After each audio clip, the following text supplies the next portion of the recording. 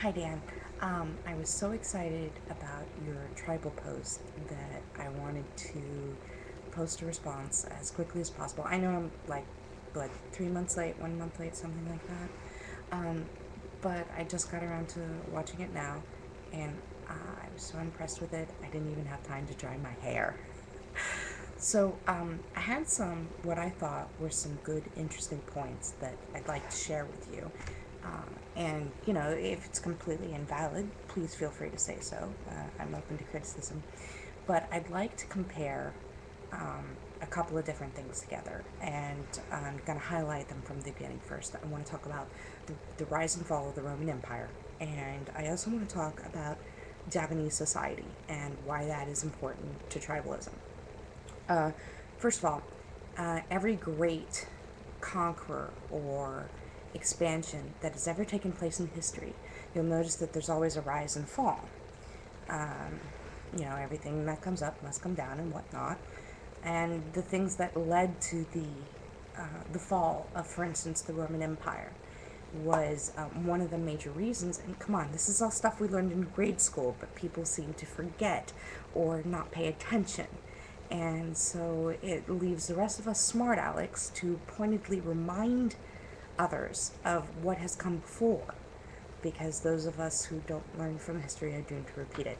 So, one of the contributing factors to the fall of the Roman Empire was the fact that the men kept getting sent away, and then daddies weren't home to help raise the young, and so there was a degradation of values in the society itself. So, keep that in mind when we're talking about our country now and the generations X and Y, the upcoming generations. I'm technically a member of Generation X, but I'm a little old for that. Or am I a little young for that? I can never remember. But anyways, the point is that what we are seeing now is the product of a motherless generation and or fatherless generation, the generation of the single parent.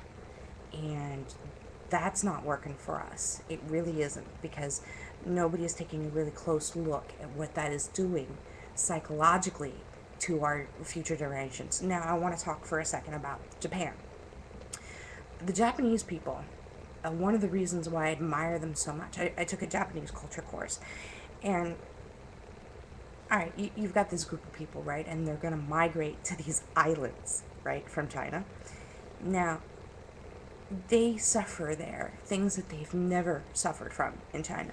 They've got monsoons, typhoons, uh, and their monsoons are like our hurricanes, just worse from what I understand. In addition to that, you've also got earthquakes, volcanoes, um, and earthquakes, shake loose fire, and then you have lots and lots of fires. And when your village is made out of paper and wood, well, I think you can figure out what happens after that. Yet, these people have managed to not only survive in this environment, but they've actually learned to thrive.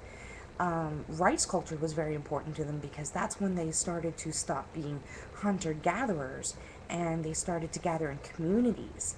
And that is what started to create what we call group mentality. That's what you would refer to as type 3 tribes.